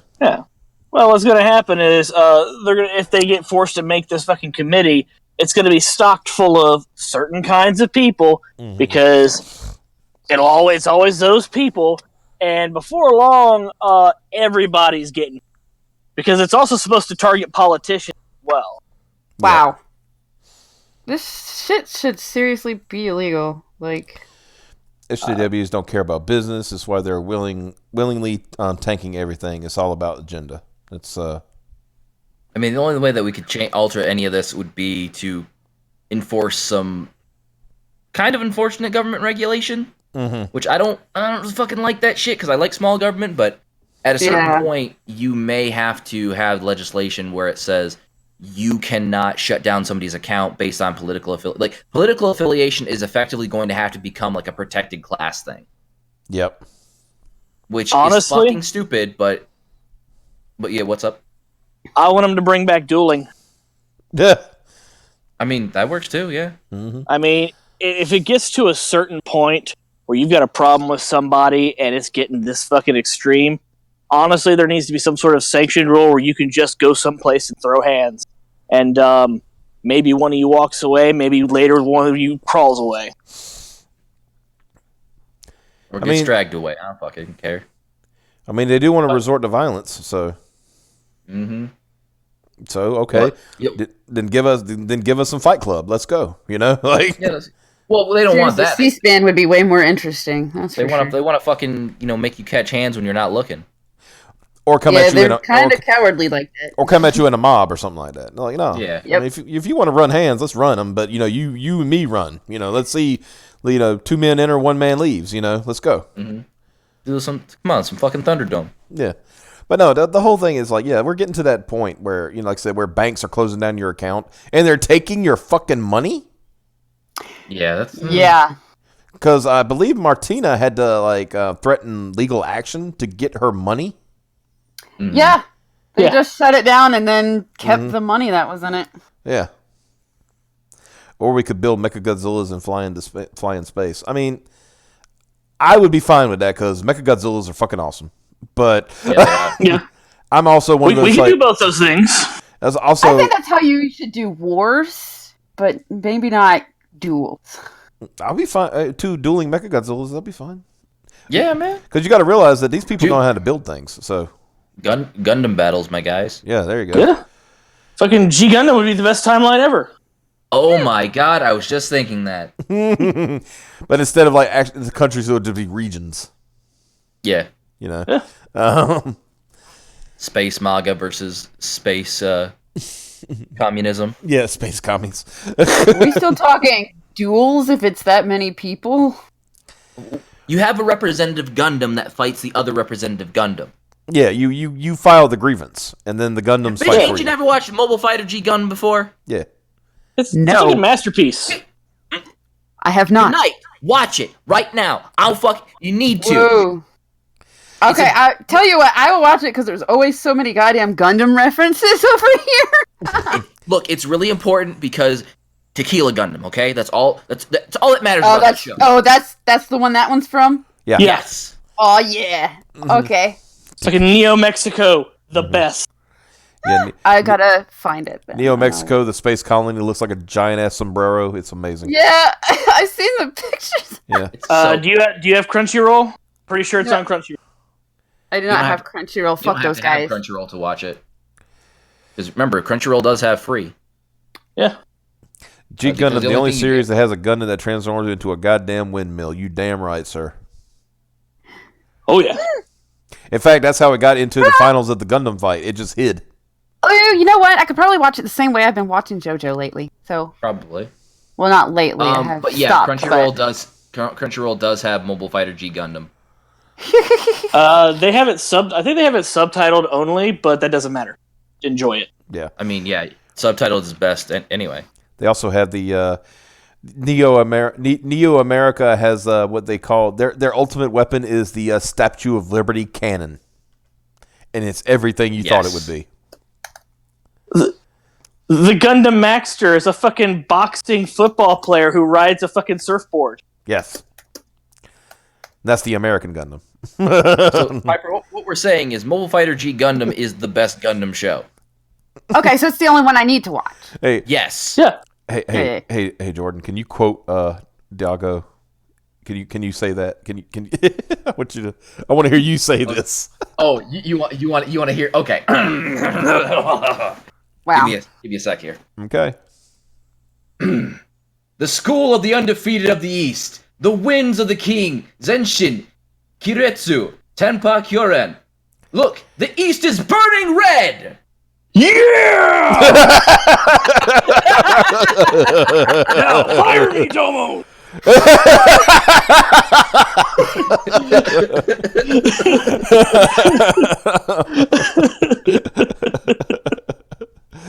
I love it.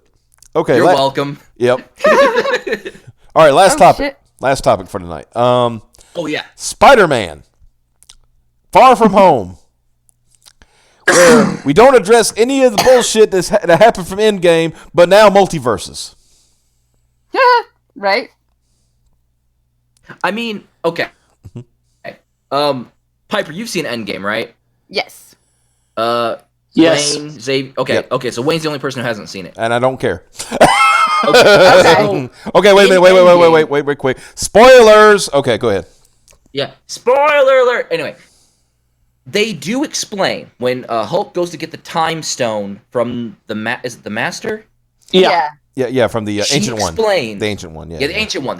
She Oh, yeah. explains that if you take these stones out of the portion of time where they're supposed to be, it creates a multiverse thread. And unless you put it back right where you got it, it's going to irreparably alter the timelines and create multiverses and shit. Mm-hmm. So what I'm guessing, because Cap at the end of Endgame goes back to put all those stones back where they're supposed to be, but I'm guessing he probably fucks up because in the film they have 4 teams that go to collect the 6 stones. Mm-hmm. So I think sending him back with all 6 probably created a multiverse. Mm-hmm. Yeah.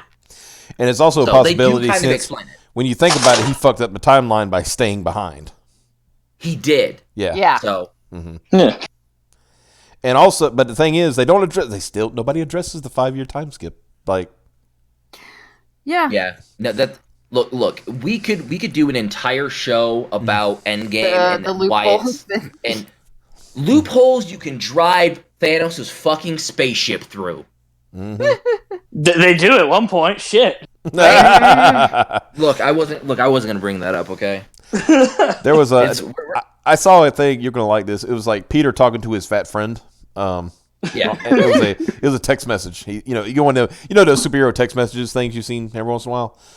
Yeah. So Peter's talking to his fat friend, and he goes like, "Hey, what happened to Gary? He was a cool guy. Oh yeah, Gary's like 20 now and has 3 kids." Because you're telling me that when half the world, and it's arbitrary, right? Half the world is just blunk out of existence, right? World population.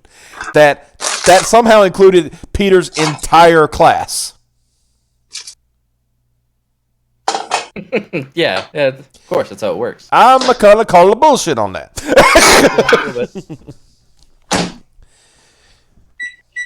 And Xavier, why don't you mute yourself? Yeah, why? No, I'm done. Fine, fuck it. I was fucking. Well, he said he was done. What are you? He should have fucking muted himself while I was doing all that shit. He's trying to say shit and he's fucking everything up. Goddamn motherfucker, I ain't putting up with this goddamn bullshit. Trying to put out a fucking show. Anyway. Calm down. Well, it's like Xavier says, I'm the only person he knows that goes from 60 to 0. Yeah. Or was it Cab who said that? Yeah, I said that. Yeah. Okay, I thought so. Let's see. You have 2 things about Endgame. It is shit, and the Captain Marvel is even shittier. Well, here's the thing. Mm-hmm. I would not say that Endgame is shit. Like our intern said on our Twitter account, it's a solid 7 out of 10 Marvel film. It's not like Guardians or Guardians 2. It's not fucking Infinity War. Mm-hmm. But if you compare it to Infinity War, yes, it is fucking shit. It's real bad. Also, yeah. Honestly, I think what redeems the entire Endgame and makes it great is when the Thought got patrolled. So that redeemed the whole movie. Where Thanos literally punched her out of the movie. Yeah. I mean, that actually was a pretty cool scene because you had like Captain Marvel doing what fucking Cap should have been doing, which is like holding him back. Mm-hmm. She makes her first facial expression ever. Yeah, and he fucking he rips the Power Stone out of the gauntlet and decks her in the face. I was like, oh, that was fucking rad. That's about the only moment in that entire movie that I was like, oh, that's fucking rad. It's not like the entirety of Infinity War. You're like, fucking Squidward, he's got telekinesis and he's fucking slicing shit. And you're like, what the fuck? This is amazing. Endgame is just like, everybody's just real sad. Mm-hmm. It was very depressing. And Thanos is just kind of a prick. What they should have done, Phase 4, honestly, Phase 4 should have just been dealing with the snap. Yeah, that would have been cool. And then you could put Endgame off for another like a year or 2-3 years, right? Mm-hmm. Like it would have been, all right. Infinity War happens, Thanos snap, the end. You can have a thing where they talked about like you don't even show it on screen, or if you want to, fine. That they killed Thanos. They went and found Thanos and they killed him, right? Mm-hmm. So while people like and see it also you can still take Tony and the other people out of it, right? So they don't know because Tony, you can put Tony in retirement, for that time. So you don't see him for like I said 3 or 4 years. Same thing with Hulk. Hulk's just trying to figure out how can we reverse this, right? But you see, the thing is, the time skip, the whole 5-year time skip, fucks everything up for movies to come, because you can't bring these people back in, a multi-dimensional blah blah blah. That's fine. Marvel's always had that, so I don't mind them going down that road. It's the time skip fucks everything right now. I mean, here's what to be the mulatto edit of this movie. Mm-hmm. You do kind of what you're talking about, Wayne. I would say, like, make it a 3-hour movie. Make, like, the first 45 minutes just people coping with what they lost. Mm-hmm. You can even do the time skip. You can even do, like, maybe showing various people, like, when the snap first happens, trying to move on. Like, you have Tony, who's like, he's got his wife and his kid. Cap he's kind of let go. You've got Hawkeye who never recovered. And then instead of because in the movie, how they find Thanos is he uses the Infinity Stones to destroy the Infinity Stones. Mm-hmm. What I think they should have done is created some sort of MacGuffin that you have to use to amplify the power of the stones to make them destroy themselves. And the entire, most of the plot of the movie is Thanos and the Avengers are both looking for the MacGuffin.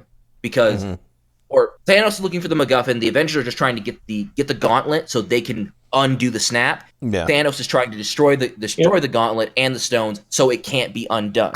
Make that the core premise, not this time heist bullshit that has so many fucking loopholes in it that you're just none of this makes sense.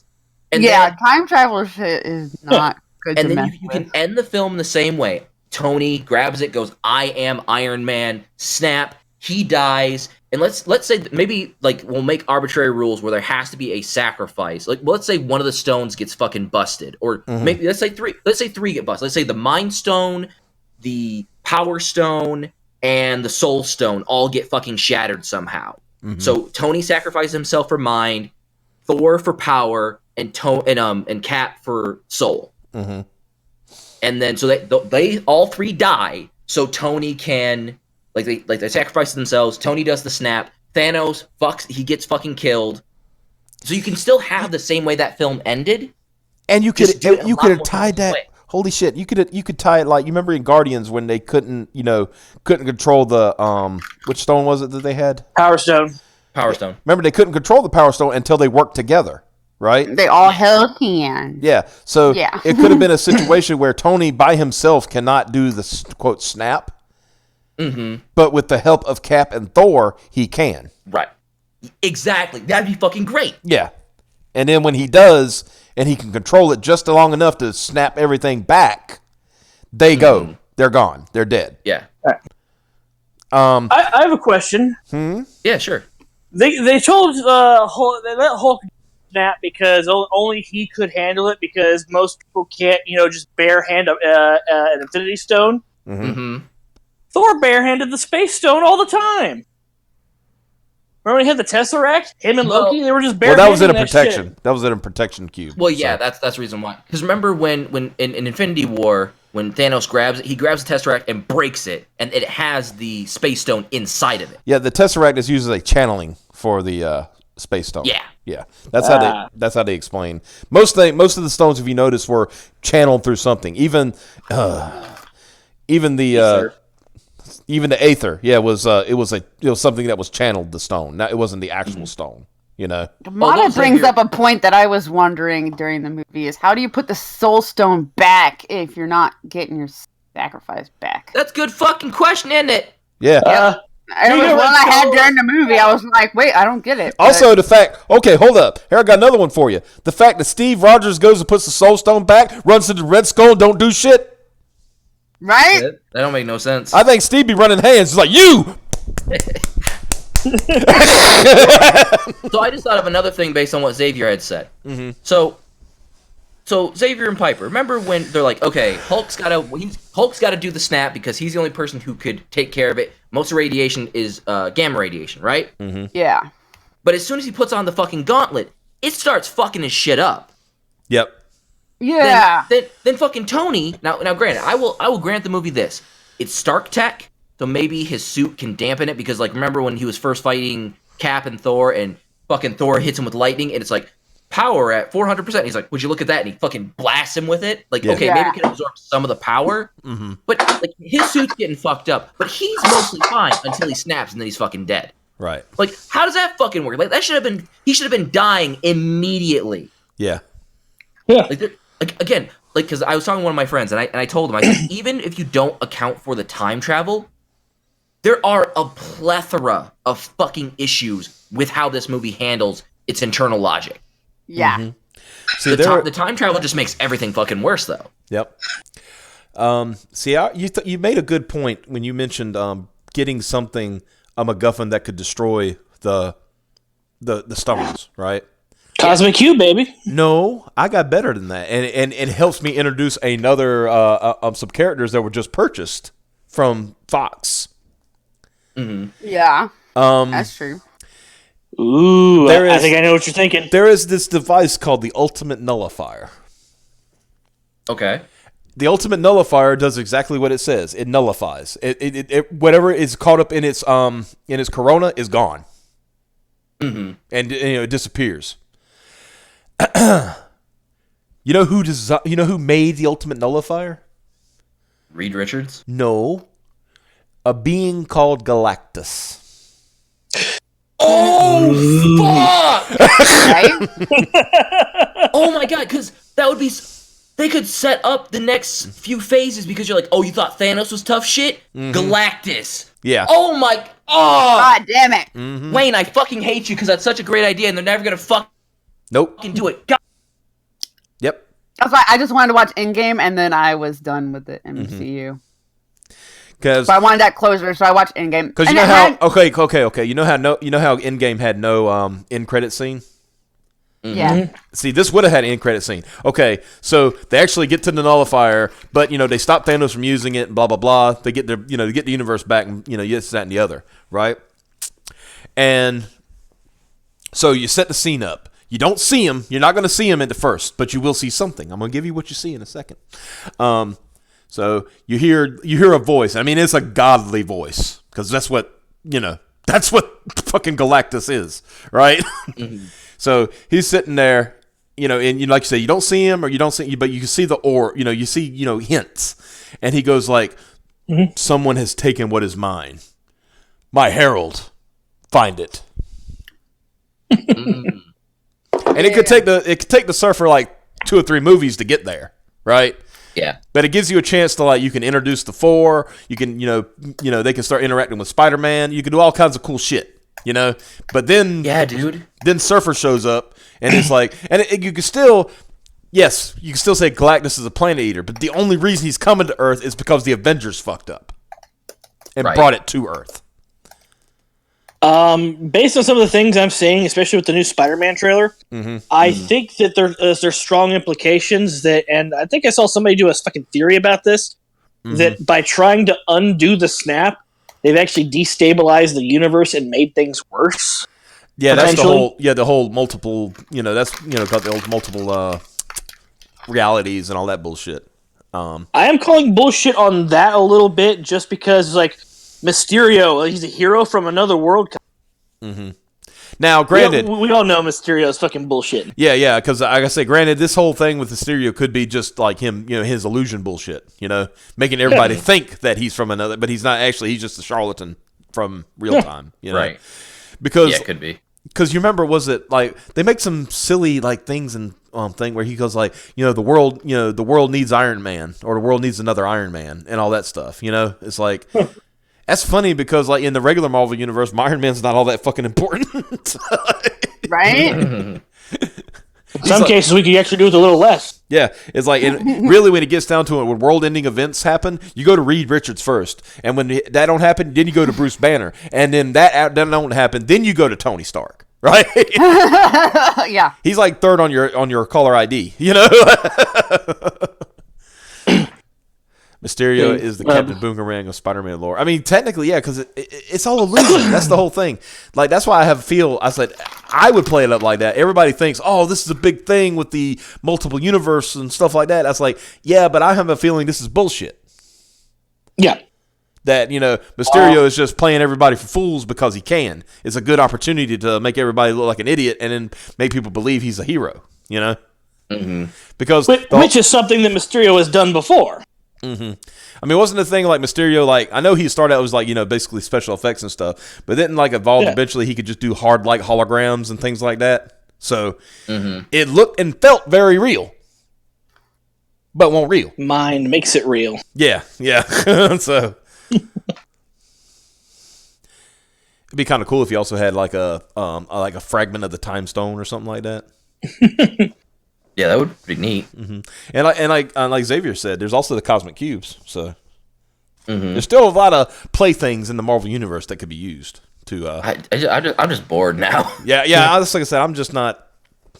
It's like Piper said, in game, I'm kind of done. I don't even give a shit. I mean, I mentioned it because it's going to be a fuck fest for the next 2 or 3, 4 movies, and it's just going to get worse from there because now it's going to be diversity hires are going to be through the roof. It's going to be we're going to see Miss Marvel, Kamala Khan. Well, at least Mars Girl will get some work.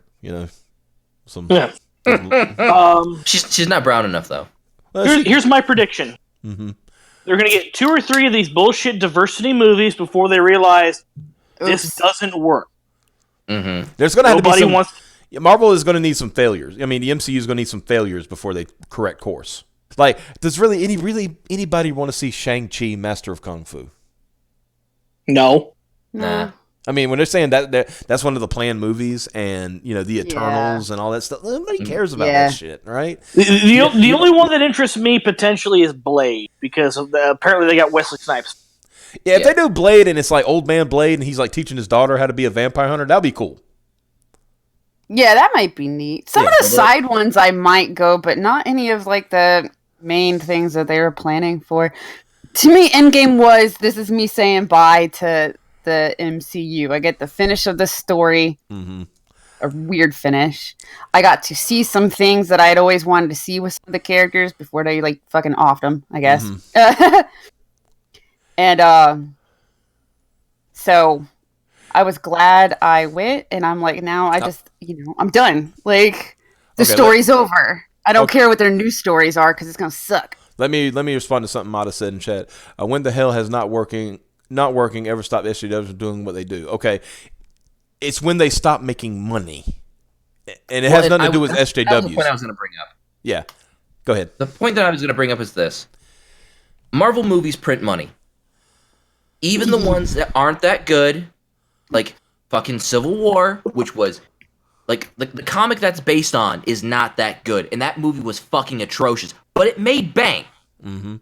Like the only movie that has made I think there's one movie that didn't make its budget back, and that was Incredible Hulk, and none of the Hulk movies have ever been good. Right. But you look at it, you look at Endgame. Endgame's not nearly as fucking good as Infinity War was, and that shit fucking it has the top record for an opening weekend now. It beat fucking Avatar, which nobody thought was ever gonna beat Avatar. It topped Titanic. Yeah, and Titanic. Like, all they have to do is keep this. Like, even if they release movies that are subpar, people like us are not going to go watch them, obviously. But we're not the core. We're not the core audience anymore. Well, the audience is fucking mainstream America. They're the people who want to watch that shit. Yeah, but the cool thing about mainstream America is which is what SJWs and politicians and all always screw up in. That this is mainstream America is a center right culture, right? But the reason why you don't hear nothing about it is because nobody talks about it. Nobody cares, right? They're out doing their job, doing their work, and blah, blah, blah. So you really have to be exploitive and showing the kind of dumb shit you're doing for people to quit taking interest, right? Right. And it's sorry to interrupt. It's kind of like when you say, if you don't like it, don't buy it, then this isn't for you. I don't want you buying this or watching it or reading it or whatever. There's a lot of people that'll just put up with shit like they don't like it, but they're just going to go along with it. Then you fucking throw shit in their face, and, well, then you get that spiteful little fuck. I mean, yeah, but here's the thing. Like, even though we can very clearly observe the diversity hire shit, I think most people who are bankrolling these movies in the theaters probably don't fucking care. Right. And the only way you make them care is by when they bankroll this shit and then they don't make their money back. Right. It'll be a while. Because people. There's a chance because Star Wars had a built-in audience already, and they're actually losing their audience. Yeah, so and they're alienating them and getting rid of them and doing stupid shit. So it'll take a while, but I think. But Piper, the thing you're forgetting with Star Wars, especially The Last Jedi, Rian Johnson fucked that shit in the ass with a spiky bat. Well, the character Rey was already. Having a lot of people jump off. Yeah, but that still was a highly successful movie, and a lot of people still thought it was pretty decent. I'm not one of those people. I hate fucking Rey as a character, but I went out and saw it because Star Wars is back, basically. So yeah, it made a lot of money. But then when I left the theater, I was like, I don't think I'm going to go to any more Star Wars movies, and I've stuck to that after that one. Okay, well let me use this as an example. I think we can all agree that Captain Marvel's a pretty shitty movie, right? Mm-hmm. Yep. Yeah. That shit made $1.12 billion fucking dollars on a budget of less than $200 million. Mm-hmm. It made so that's the point I'm getting to. Yes, eventually the bottom will fall out of this shit. But the thing is, Marvel knows how to make these movies to be just good enough that's going to be like maybe you're losing like 1% per film. Which sure, eventually that's gonna hit, but I think it's gonna be a long time coming, like a long time coming. It'll take. My estimation is it'll take 3 films. You think it'll take 3 films before people stop taking interest? Yeah, only 3. Wow, I thought it would take more actually. Well, if they keep doing 3 a year, I mean, eventually people are going to get tired of that schedule anyway. But when Shang-Chi and shit start dropping in the theater, people are going to stop like, who the fuck is Shang-Chi? You know? I'm going to highball it and say 4. But I think 3 to 4. Yeah, I think that would be a fair 3 to 4. It's not going to take 10. It's not going to be taking anywhere near 10 or anything like that. No, not 10. Yeah. Well, I mean, I think if you have like 10 really, like if you have like, if maybe 3, if they're all bad. Yeah. Well, like there's another Guardians coming up, and there is another Doctor Strange coming up. Those 2 will probably do good. They'll say that'll hold things up for a while. But once they starting to get into Shang-Chi, like I will guarantee you, once they start getting into the new bringing in other characters and shit like that. I can go ahead and tell you, Captain Marvel 2 is not going to be make nearly as much money as Captain Marvel did. Probably not. Because then by now people will realize, oh, this character is shit. It's kind of like, Xavier, before you came on, I made mention of something you said before. It's like when Last Jedi came out, like for like about 6 months, people were like, yeah, it was good. Then eventually it got safe to say, wait, no, it wasn't. Yeah. Yeah. And people are still kind of in that mode with Captain Marvel. Like, it's actually not good, but they're like, but some of them came along a little quicker and said, no, it's not good. But there's going to be eventually people like, especially those who get it like on DVD and they realize on that second viewing or third viewing, they're like, you know what? This movie kind of sucked. Yeah. Mm-hmm. The period of time it takes for you to hit that safe period is actually getting shorter and shorter. Mm-hmm. And I first noticed this with Final Fantasy 13, where everybody's talking about how great it is. And then a year later, everyone's finally like, the great Final Fantasy 13, its engine is fantastic. It's a damn shame Square didn't build a game to go with it. Like, wow. Here's another magazine. Yeah, another good example is what you call it? Ghostbusters. Yeah, Ghostbusters is a good example. Look how quickly they rebooted the reboot.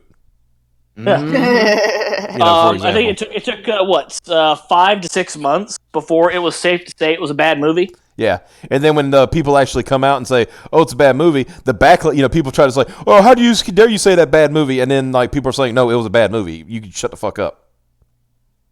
You know what I mean? So, yeah. I'm trying to think. What was that? Gosh, there was another example I was going to use, but I can't think of it at the moment. Let's put it this way. You in today's thing, you got 2 movies to knock the socks off, or you're done, right? Yeah. They lucked out with with Iron Man being great. Yeah. And then Thor was not that great, and Captain America was good. And then Iron Man 2 was great. And then was it? It's better than 3. Is that really saying much though? And 2. I thought it had some really, really cool shit in it. I would have actually liked to have seen more. I'll put it this way. Any movie that debuts War Machine as War Machine should be is great. So, fuck you. Iron Man 3, I have no idea. It seemed like they had no plan. Because they come in and War Machine is being rebranded the Iron Patriot, and even the fucking character in the meta is like, this is fucking bullshit and stupid. Why are you doing that? Yep. I like being War Machine. People like me being War Machine. Oh, yeah. But, that's why I say, all right, guys, just people who are still listening, I'm going to say it straight up. Just get ready for the new the new cinematic universe, which will be the Monsterverse, which Godzilla is a part of. That will be the new thing. Fuck superheroes. Cape shit is done. Now is the dawn of kaiju. Which, as it should be. Oh, it could go along with the movie. The true masters have return to take their throne. Yeah, fuck it. That'd be fucking great. I'm so excited. When it comes out, I'm taking my kid brother to see it. So, I think that's good for tonight. Yeah, I think so. Because it's now time to watch Ricada. But we appreciate everybody. If you hurry now, you can hurry before he comes in late. Yay. Yeah, that's a good thing because he will be late, so it'll be great. But anyway, folks, we appreciate you coming and joining us tonight, listening to our crazy bullshit. We will be back tomorrow night. We will. I will say this: it will be 100% more gay. We promise you that. Yeah. All right, you guys have a good one. We will see you tomorrow night. He's fat!